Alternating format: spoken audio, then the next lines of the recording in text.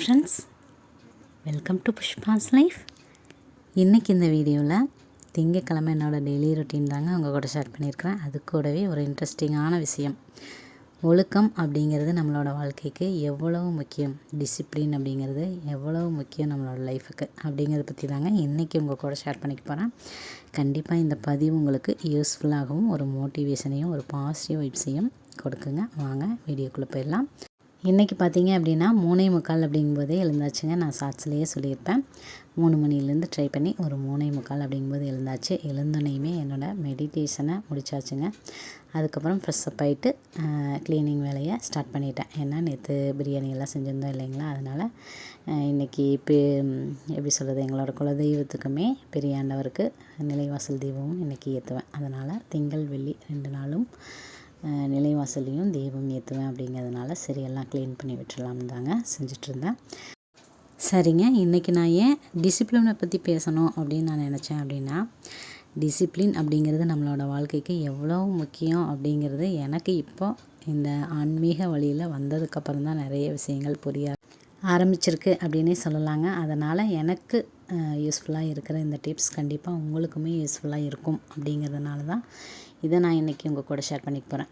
ஏற்கனவே எனக்கு சில விஷயங்கள் நான் பார்த்தீங்க அப்படின்னா, ஒரு வேலையை அந்த கரெக்டான அந்த நேரத்துக்குள்ளே முடிக்கிறது அப்படிங்கிறது செய்கிற ஆளே கிடையாது அப்படின்னு தாங்க நான் சொல்லுவேன். ஒவ்வொரு வேலையும் தள்ளி தள்ளி போட்டே தான் இருப்பேன்.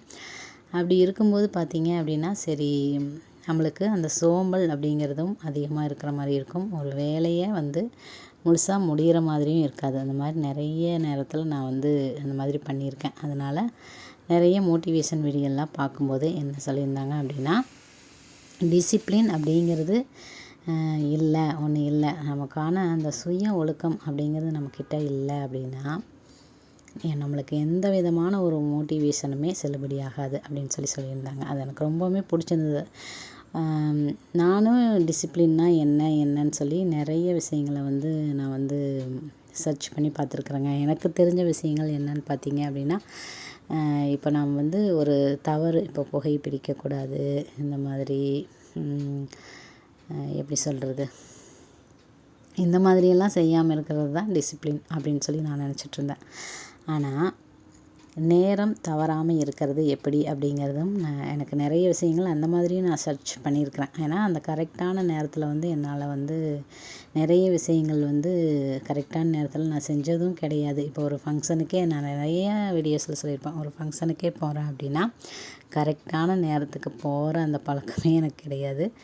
அப்படியெல்லாம் இருக்கும்போது ஏன் இந்த மாதிரியெல்லாம் அப்படின்னு யோசித்து நிறைய வீடியோஸ், நிறைய மோட்டிவேஷன் வீடியோஸ் இந்த மாதிரியெல்லாம் பார்க்கும்போது நேரம் அப்படிங்கிறத நம்ம கரெக்டாக பயன்படுத்திக்கணும் அப்படிங்கிற மாதிரியெல்லாம் சொல்லியிருப்பாங்க.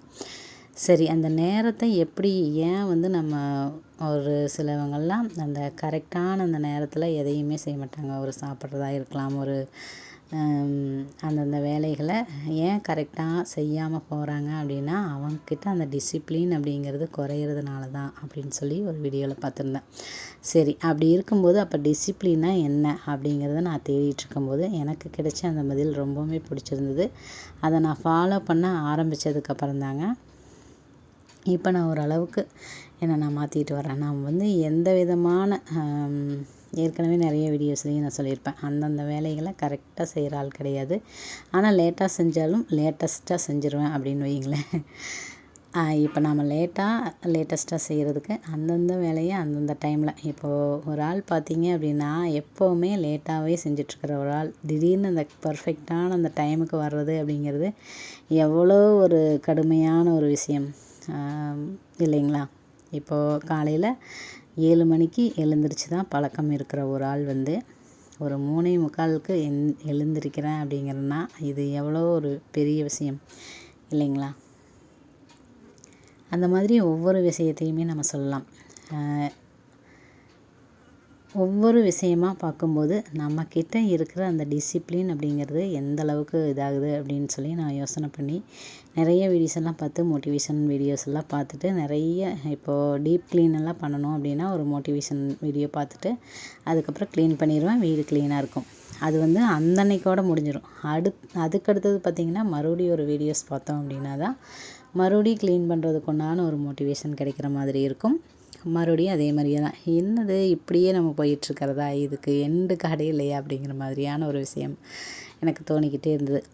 அப்போ தான் பார்த்தீங்க அப்படின்னா அதிகாலையில் எழுந்திரிச்சு அந்த 4 to 5 பயன்படுத்திக்கிட்டோம் அப்படின்னா கண்டிப்பாக நான் எப்படி சொல்கிறது, இது வந்து ஒரு வேளை நம்மளுக்கு இந்த சோம்பேறித்தனமாக நம்மளுக்கு இருக்குமோ அப்படிங்கிற மாதிரி ஒரு விஷயம் எனக்கு தோணும்போது அதிகாலையில் எழுந்திரிச்சு பார்ப்போம் அப்படின்னு அந்த விஷயத்தை ஃபாலோ பண்ண ஆரம்பித்தேங்க. அப்படி ஆரம்பிக்கும்போது தான் அதிகாலையில் எழுந்திரிக்கும்போது ஒரு 3 to 5க்குள்ளே எழுந்திரிச்சிட்டோம் அப்படின்னா நமக்குண்டான அந்த நேரம் அதுதான்.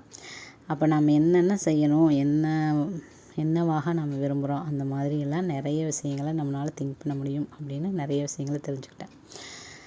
அப்படி அதை செஞ்சுட்டு வரும்போது தான் நம்மளோட அம்மணி அக்கா சேனல் பார்த்துட்டு, சரி இந்த பிரம்ம முகூர்த்த நேரத்தில் நம்ம எது கேட்டாலும் கிடைக்கும் அப்படின்னு சொல்கிறாங்களே, சரி நம்மளுக்கு இந்த எனக்கு பார்த்திங்க அப்படின்னா இந்த நேரத்தை கரெக்டாக பயன்படுத்திக்கிறது எப்படின்னு தெரியாது.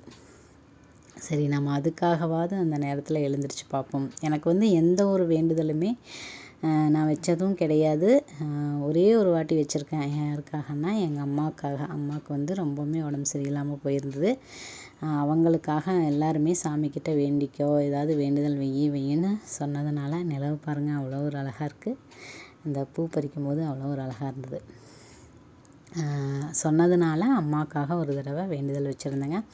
அதுக்கப்புறம் இப்போ நம்ம பாப்பாக்காக, சிவானி பாப்பாக்காக வேண்டுதல் வச்சுருந்தேன். ஏன்னா 2வது குழந்தை வந்து இறந்துட்டதுனால, பையன்தான் இறந்துட்டான். அதனால் சரி இந்த பாப்பா இருக்கணும், நல்லபடியாக பிறக்கணும் அப்படின்னு சொல்லி 2வது ஒரு தடவை வேண்டுதல் வச்சேங்க. இந்த மாதிரி அப்படி தான் வேண்டுதல் வச்சுருக்கேன். மற்றபடி நான் அது வரைக்குமே இவ்வளோ வருஷங்களில் இந்த ஒரு 3 வருஷத்துக்கு பக்கம் தான் நான் வந்து வேண்டுதலே வைக்கிறேன் அப்படின்னே வைங்களேன். அந்த மாதிரி எதுவாக இருந்தாலும் அதை வந்து நம்ம கடந்து போகணும் அப்படின்னு தான் நான் என்றைக்குமே நினைப்பேன். நம்மளால் எனக்கு அது வேணும், இது வேணும் அப்படியெல்லாம் எனக்கு கேட்கணுன்னே என்னை பொறுத்த வரைக்கும் நான் சொல்கிறேங்க. நமக்கு எது கொடுத்தாலும் அதை வச்சு நம்ம என்ன பண்ண முடியும் அப்படின்னு யோசிக்கணும் அப்படின்னே தான் நான் எப்போவுமே நினைப்பேன். அதனால் வேண்டுதல்கள் பெருசாக எதுவுமே வைக்க மாட்டேன். ஆனால் பார்த்திங்கன்னா எனக்கு இந்த மாதிரி தீபம் ஏற்றுறது ரொம்ப பிடிக்கும். ஒவ்வொரு கடவுள்களையுமே நினச்சி வணங்குறது, வழிபடுறது இதெல்லாமே எனக்கு ரொம்பவுமே பிடிக்கும். இப்போது நம்மளோட சிவனே பார்த்திங்க அப்படின்னா தாயும் மாணவர் அப்படிங்கிற அவருக்கு இன்னொரு பேர் இருக்குது அப்படின்னு சொல்லும்போது எனக்கு ரொம்பவுமே அவரை வந்து பிடிச்சி போச்சு. அதுக்கப்புறம் தான் இந்த யார் என்ன சொன்னாலும் வீட்டில் சிவன் படம் வைக்கக்கூடாது அந்த மாதிரிலாம் யார் சொல்லிட்டு தான் இருப்பாங்க. அதனாலேயே நிறைய நேரங்களில் அந்த மாதிரியெல்லாம் நான் வாங்கணும்னு ஆசைப்பட்டதில்ல. ஆனால் நிறைய பேர் வந்து வாங்கி மாட்டிட்டு இந்த மாதிரி வைக்கக்கூடாதுன்னு சொல்கிறாங்க. அதனால் நான் கொண்டு போய் கோயிலில் வைக்கிறேன். அந்த மாதிரியெல்லாம் மற்றவங்க சொல்கிறத நான் கேள்விப்பட்டிருக்கிறேன். ஆனால் எனக்குள்ள அவரை பற்றி ஒரு தாயுமானவர்னால் நம்மளோட அம்மாவை நம்மளுக்கு பிடிக்காமல் இருக்குமா? அந்த மாதிரியான ஒரு அன்பு அவர் மேலே உருவானதுக்கப்புறம் தான் பார்த்திங்கன்னா இந்த சிவனை வந்து வரைஞ்சது. அதுக்கப்புறம் எங்கள் வீட்டுக்காரருமே இப்படி இவரை ஏன் முன்னாடி அவருக்குமே சிவன் ரொம்ப பிடிக்கும். அதனால தான் சிவனுக்காக வெள்ளியங்கிரி மலையில் வேண்டிக்கிட்டு பாப்பாவுக்கு சிவானின்னு பேர் வைக்கிறேன். பையனாக இருந்தால் சிவன் அந்த எழுத்தில் வர்ற மாதிரியே வைக்கிறேன்னு சொல்லி வேண்டியிருந்தாங்க. அதுதான் வந்து பாப்பாவுக்கு வந்து பாப்பா பிறந்தனால சிவானி அப்படின்னு சொல்லி வச்சது. அந்தளவுக்கு அவருக்குமே பிடிக்கும். இருந்தாலும் அவருமே கேட்டார், ஏன் இவரை வந்து இங்கே வரைஞ்சிருக்கிறேன் அப்படிங்கிற மாதிரி கேட்டார். நான் இருந்துட்டு என்ன சொன்னேன் அப்படின்னா, இவரை வரைஞ்சிருந்தோம் அப்படின்னா கண்டிப்பாக நம்ம எல்லாருமே வீட்டையும் நல்லா க்ளீனாக வச்சுக்குவோம். மனசும் எப்படி சொல்கிறது, வீடுமே கொஞ்சம் அமைதியாக இருக்கிற மாதிரி ஒரு நல்ல விஷயங்கள், ஒரு பாசிட்டிவான வைப்ஸ் எல்லாம் நம்மளுக்கு கிடைக்குதான்னு பார்ப்போம், கிடைக்கும் அப்படின்னு சொல்லி நான் சொன்னங்காட்டிக்கு அவருமே சரி அப்படின்னு சொல்லிட்டார். மறுபடியும் அந்த ஒயிட் வாஷ் பண்ணும்போது வேணால் நீ பண்ணிக்கோ அப்படிங்கிற மாதிரியெல்லாம் சொல்லியிருந்தேன். அதுக்கப்புறம் அவர் எதுவுமே சொல்லலை. அதுக்கப்புறம் தாங்க இந்த மாதிரி தீபமெல்லாம் ஏற்ற ஆரம்பித்தது அப்படின்னு நான் நினைக்கிறேன்.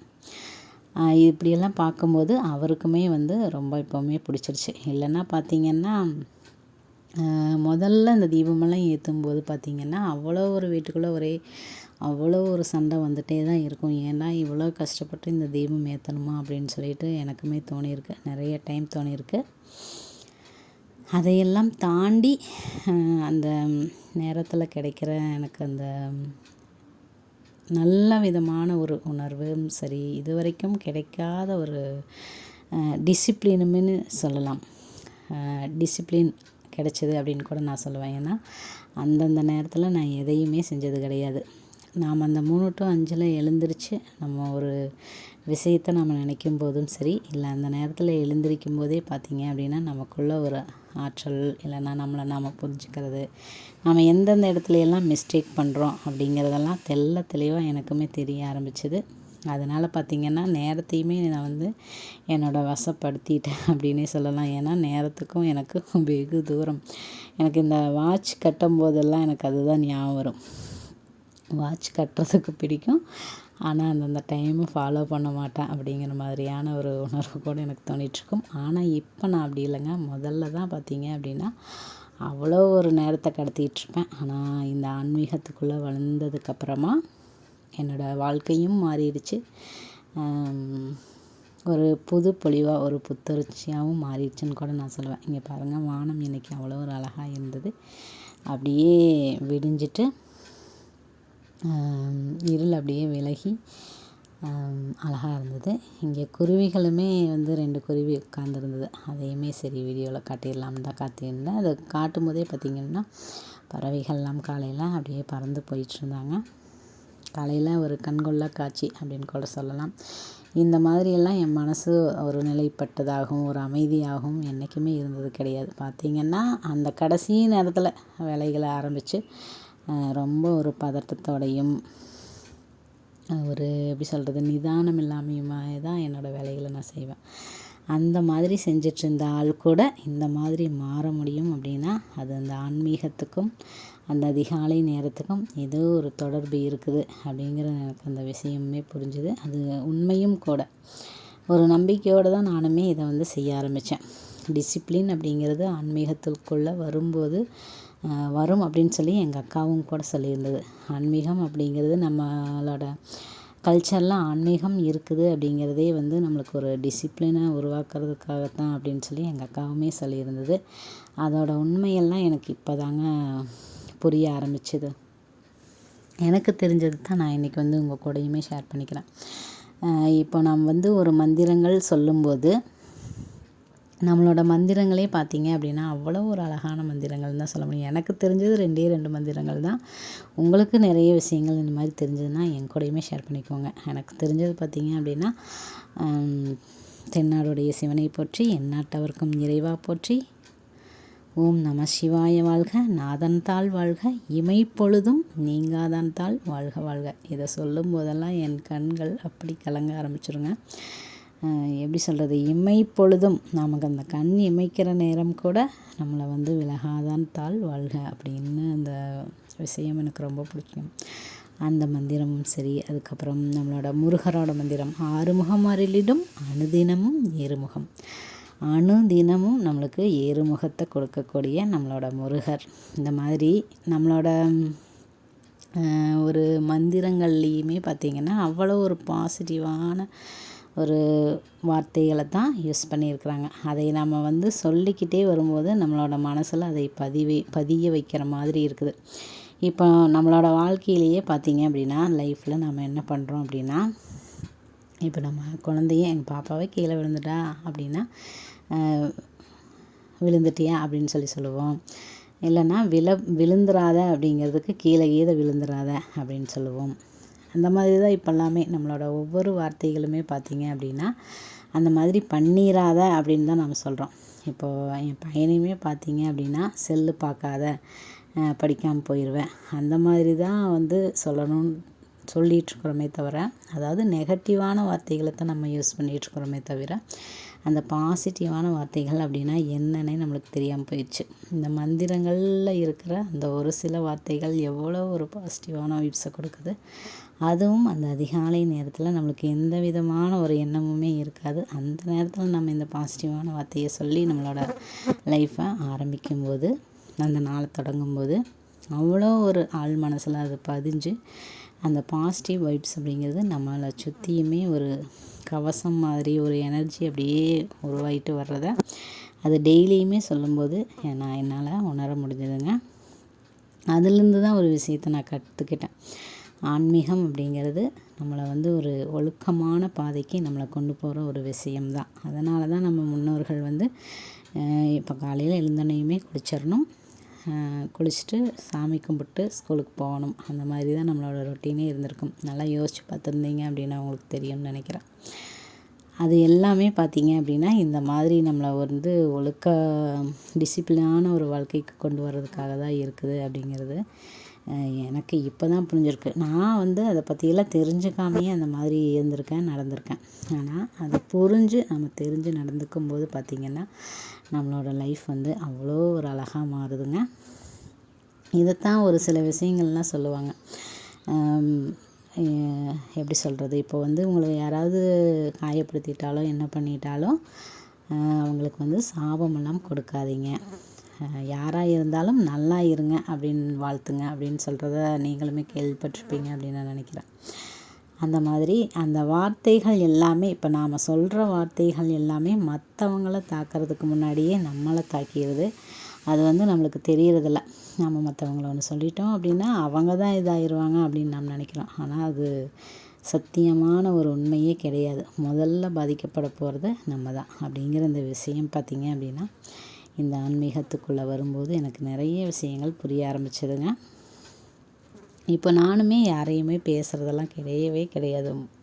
ஒரு முக்கால்வாசி அவாய்ட் பண்ணிட்டேன் அப்படின்னே சொல்லலாம். அப்படியே பேசினாலும் அவங்க பேசுகிறது எது தப்பு அப்படிங்கிறத வந்து எடுத்து சொல்கிற மாதிரி தான் சொல்கிறேனே தவிர, நீங்கள் இதை பண்ணதுனால நீங்கள் இப்படி ஆயிடணும் அப்படின்ன மாதிரியெல்லாம் ஒரு நினைக்கிறதோ சொல்கிறதோ அந்த மாதிரி எண்ணங்களையே எனக்கு வந்து இப்போ வர்றதே இல்லைன்னு சொல்கிறேங்க.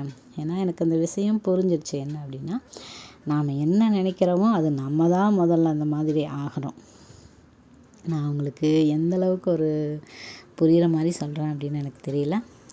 நான் உங்ககிட்ட கேட்டுக்கிறது எல்லாமே எனக்கு வந்து இந்த 2 மந்திரங்கள் தெரிஞ்சிருக்கு. உங்களுக்கு இந்த மாதிரி பாசிட்டிவான ஏதாவது வார்த்தைகள் தெரிஞ்சுது அப்படின்னா கண்டிப்பாக என் கூடயுமே ஷேர் பண்ணிக்கோங்க. ஏன்னா நானுமே அதையே ஃபாலோ பண்ணிக்குவேன். நான் இந்த மாதிரி நிறைய விஷயங்கள் பார்க்கும்போது தான் இந்த 2 வரிகள் எனக்கு ரொம்ப பிடிச்சிருந்தது. சிவனோட வரிகளும் சரி, அதுக்கப்புறம் பார்த்திங்கன்னா நம்மளோட முருகனோட வரிகள். நான் விநாயகருக்கு அப்படிங்கும்போது பாலும் தெளிதேனும் அந்த பாட்டும், வக்ரதுண்ட மகாகாய அதுதான் சொல்லிக்கிறேன். இந்த மாதிரியான ஒரு எப்படி சொல்கிறது, உணர்வு பூர்வமான வார்த்தைகள் எனக்கு தெரியல. அதனால் நான் வந்து இப்படி தான் சொல்லிக்கிறேன். உங்களுக்கு அந்த மாதிரி தெரிஞ்சதுன்னா கண்டிப்பாக என் கூடயுமே ஷேர் பண்ணிக்கோங்க. அதுக்கப்புறம் பார்த்திங்கன்னா காலையில் இவ்வளோ வேலைகளை நான் செய்கிற ஒரு ஆளே கிடையாது. பார்த்திங்கன்னா இன்றைக்கி 9 மணிக்கும் போதே டான்னு வேலையை முடிச்சாச்சுங்க. சமையல் காலையில் செஞ்சுட்டு என்னோடய மெடிடேஷனையும் முடிச்சுட்டு எனக்கு பிடிச்ச தீபமும் ஏற்றியாச்சு. உங்களுக்காக வீடியோஸும் எடுத்துட்டேன். அதுக்கப்புறம் சமையல் வேலையை முடிச்சுட்டு அதுக்கப்புறம் ட்ரெஸ்ஸும் வாஷ் பண்ணியாச்சு. இனி அடுத்தடுத்த வேலைகள் செய்கிறது தான். இந்த மாதிரி காலையில் அப்படிங்கிறது நம்மளுக்கு எவ்வளோ ஒரு புத்துணர்ச்சியாக இருக்குது. நான் இந்த அளவுக்கு இப்போ இருக்கிறேன் அப்படின்னா சாயந்தரம் ஆகும்போது ஒரு 8 மணிங்கும்போது அப்படியே டவுன் ஆகிடுறேங்க. எந்த ஒரு வேலையுமே செய்ய தோணல. அப்படியே ரெஸ்ட் எடுத்துடலாம் போல தான் இருக்கும். படுத்தா அப்படியே நிம்மதியான ஒரு உறக்கம்.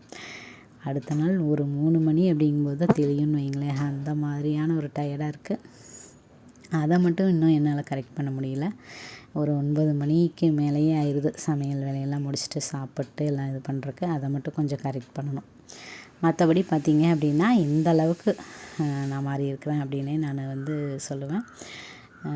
நம்மளோட டிசிப்ளினை என்றைக்காகவும், ஒழுக்கத்தை என்றைக்காகவும், யாருக்காகவும் எதுக்காகவும் நாம் வந்து இப்போ நம்மளுக்கு ஏதாவது ஒரு தீங்கு நடந்துருச்சு, ஏதாவது ஒரு நம்ம நினைக்காத விஷயம் நடந்துருச்சு அப்படிங்கிறதுக்காக நாம் என்றைக்குமே மேடம் பார்த்திங்கன்னா பால்வாடி கிளம்பிட்டாங்க. அவங்க அப்பாவோட வண்டியில் போய் உட்காருன்னு சொன்னோன்னையும் அங்கே தான் போய் நின்றுட்டுருக்காங்க. அடுத்தது எனக்கு பீஸுமே வந்துடுதுங்க. அதை வந்து அடுத்த வேலையாக நான் செய்ய ஆரம்பிச்சிட்டேன். இப்படி தான் வந்து இன்றைக்கி நாள் போயிட்டுருந்தது. இப்போது எங்கள் வீட்டுக்காரே என்ன திட்டுறாருன்னு வைங்களேன். இப்போது 9 மணிக்கு ஒரு நாள் நேரமே சமையல் முடிச்சிட்டேன் அப்படின்னா அவங்க என்ன சொல்லுவாங்க அப்படின்னா, ஒரு நாள் 9 மணிக்கு செஞ்சுட்டேன், டெய்லியும் இந்த மாதிரி செஞ்சுருவியா அப்படின்னு கேட்டுட்டாங்க அப்படின்னா இவங்களே எப்படி சொல்கிறாங்க, நாம் ஏன் செய்யணும் அப்படிங்கிற மாதிரியான ஒரு மனநிலைமை எனக்கு வந்துடும். இது வந்து இந்த விஷயத்தில் மட்டும் இல்லை, ஒவ்வொரு விஷயத்துலையுமே யாராவது ஏதாவது சொல்லிட்டாங்க அப்படின்னா அதே மாதிரியே மாற ஆரம்பிச்சிடுவேன் நான். ஆனால் இப்போ பார்த்தீங்க அப்படின்னா யார் என்ன சொன்னாலும் நம்ம என்ன விஷயத்த செய்யணும், எதில் நம்ம கரெக்டாக இருக்கணும் அப்படிங்கிற விஷயத்தில் ஒரு தெளிவு கிடச்சிருச்சு அப்படின்னு கூட நான் சொல்லுவேன். அந்த மாதிரி வேண்டாத விஷயங்களை நம்மளுக்கு யாராவது செஞ்சாலும் சரி, ஒரு துரோகமோ ஒரு எப்படி சொல்கிறது, ஒரு தீங்கு செய்தாலும் சரி, நம்ம அந்த பாதையிலேருந்து விலகக்கூடாது. அதுக்கு இந்த விஷயத்த கூட சொல்லலாம். இப்போ நான் பீஸ் பார்த்துட்ருக்குறேன் அப்படின்னா, இதை கூட பார்க்கறது ஒரு எப்படி சொல்கிறது, இப்படியெல்லாம் கஷ்டப்படணுன்னு ஏதாவது இருக்குதாங்கிற மாதிரி சொல்கிறவங்களும் இருக்கிறாங்க. நாம் எந்த வேலையுமே செய்யாமல் ஒரு சோம்பேறித்தனமாக இருந்தாலும் கூட யாரும் கேட்குறதில்ல, ஏன் இப்படி சோம்பேறித்தனமாக இருக்கிற அப்படின்னு. ஆனால் இவ்வளோ வேலைகளுக்கு நடுவில் நாம் ஒரு விஷயத்தை செய்கிறோம் அப்படின்னு பாராட்டுறதுக்கு எல்லாத்துக்கும் மனசு வருதோ இல்லையோ, இந்த வேலை செய்யக்கூடாது அப்படிங்கிற மாதிரி சொல்கிறதுக்கு தான் ஆள் இருக்குது. அது ஏன் இப்படி இருக்கிறாங்க எனக்கு தெரியல. ஆனால் நான் பார்த்தீங்க அப்படின்னா இந்த மாதிரியெல்லாம் செய்கிறவங்கள நான் எங்கள் வீட்டுக்காருமே பார்த்தீங்க அப்படின்னா எந்த ஒரு வேலை செஞ்சாலுமே அதை எப்படி சொல்கிறது, அவர் பார்த்திங்கன்னா ஃபஸ்ட்டு ஒர்க் ஷாப் தான் போயிட்டுருந்தாங்க. அது அவரோட உடம்புக்கு ஒத்து வரல. பாப்பா பார்த்திங்கன்னா கீழே விழுந்துட்டாங்க, வரும்போது முட்டியில் காயமாகிடுச்சு, வலிக்குது அப்படின்னு சொல்லிட்டு இருந்தாங்க. எதுவும் ஆகலை, சரின்ட்டு அப்படியாம்மா அப்படின்னு தேய்ச்சி விட்டுருந்தேன். மேடம் அவங்க அப்பாவுக்கு தண்ணியை கொடுத்துட்டு கிளம்பிட்டாங்க. அதுக்கப்புறம் நைட் பார்த்திங்கன்னா தோசை தான் சுட்டிருந்தோம். நம்மளோட வாசி தங்கச்சி கூட கேட்டிருந்தாங்க, நீங்கள் தோசை சுடுற அளவையெல்லாம் பார்க்க முடியறதில்லக்கா, மதியத்தோடவே உங்களோட வீடியோ முடிச்சிடுறீங்க அப்படின்னு சொல்லி கேட்டிருந்தாங்க. அவங்களுக்காகவே பார்த்திங்கன்னா இப்போல்லாம் தோசை சுடுற இதையும் எடுத்துடுறேன். அன்னன்னைக்கு வர வீடியோ தான் வந்துட்டு இருந்துச்சு. இப்போ பார்த்திங்கன்னா இன்றைக்கி எடுக்கிற வீடியோ நாளைக்கு தான் வரும். அந்த மாதிரி தான் இப்போ செய்கிறேன். அதை தாங்க சொல்ல வர்றேன். எந்த ஒரு விஷயம் நம்மளுக்கு எது நடந்தாலும் நம்ம ஒரு ஒழுக்கம் தவறான ஒரு டிசிப்ளினோடு இருக்கிறதுக்கு இந்த ஆன்மீகம் ரொம்பவுமே நம்மளுக்கு பயனுள்ளதாக இருக்குது. அதைத்தான் நான் சொல்லணும்னு நினச்சேன். நீங்களுமே அதை ட்ரை பண்ணி பாருங்கள். ரொம்பவுமே ஒரு பக்திமயமான ஒரு ஆள் அப்படின்னு நான் சொல்ல முடியாது. எனக்கு காலையில் எழுந்திரிச்சோன்னையும் அந்த மாதிரி கடவுளுக்காக மந்திரங்கள் சொல்லிக்கிறது, எனக்காக சொல்லிக்கிறது, இதெல்லாமே ரொம்ப பிடிக்கும். மற்றவங்களுக்காக வேண்டிக்கிறது, அதை மட்டும்தான் நான் செஞ்சுக்கிறேன். நேற்று நம்மளோட அருண் தம்பி கூட கேட்டிருந்தாங்க, சாரி அர்ஜுன்னு சொல்லிட்டேன், அவங்கள சரியாக கூட கவனிக்கல. அவரும் கூட கேட்டிருந்தாங்க, உங்களுக்கு சாமி வருமாக்கா அப்படின்னு கேட்டிருந்தாங்க. இவ்வளோ ஒரு பக்தியோடு இருக்கிறீங்கன்னு, உங்களுக்கு பார்க்குறக்கு நான் இவ்வளோ ஒரு பக்தியோடு தெரியுறேன் அப்படிங்கிறது எனக்கு தெரியல. ஆனால் காலையில் மட்டும்தான் நான் அப்படி இருப்பேன். நம்மளோட வடிவேல் சார் மாதிரி காலையில் பக்திமயமாக, சாயந்தரம் ஆனால் அவங்கள மாதிரி சண்டை போடுவேன் அப்படின்னு சொல்ல முடியாது. ஆனால் காலையில் கடவுள் வழிபட்டுட்டு என்னோடய நாளை தொடங்குவேன். அதுக்கப்புறம் அப்படியே உங்களை மற்றவங்க மாதிரி தான் நார்மல் லைஃப் தான் போயிட்டுருக்கோம். ஆனால் காலையில் எழுந்தோன்னையும் ஒரு பிரபஞ்சத்துக்கான நன்றியும், ஒரு தீபம், இறைவனுக்காக ஒரு தீபமும், எனக்காக தியானமும் செய்யாமல் அந்த நாள் போகக்கூடாது அப்படிங்கிறதுல மட்டும் நான் ஒரு தெளிவோடு இருக்கிறேன் அப்படிங்கிறத வச்சுக்கலாங்க. இது என்னோடய டார்கெட் அப்படின்னு கூட சொல்லலாம். என்னோட டிசிப்ளினுக்கு காரணம் ஆன்மீகமும் அதிகாலை நேரமும் தாங்க. நான் சொன்ன விஷயங்கள் கண்டிப்பாக உங்களுக்கு யூஸ்ஃபுல்லாக இருந்திருக்கும். உங்களோட சரியான ஒரு வழியை தேர்ந்தெடுக்கக்கூடிய ஒரு விஷயத்தையுமே நான் சொல்லியிருப்பேன் அப்படிங்கிற ஒரு நம்பிக்கையோடு இந்த பதிவை நான் முடிச்சுக்கிறேங்க. மீண்டும் ஒரு நல்ல பயனுள்ள பதிவுடன் உங்களை சந்திக்கிறேன். அதுவரை உங்களிடமிருந்து விடைபெறுவது நான் உங்களுடைய அன்புள்ள தோழி புஷ்பா. இந்த வாழ்க்கை நமக்கும் நம்மளை சுற்றி இருக்கிறவங்களுக்கும் மகிழ்ச்சியவே தரட்டுங்க. தேங்க்ஸ் ஃபார் வாட்சிங் ஃப்ரெண்ட்ஸ். தேங்க்யூ.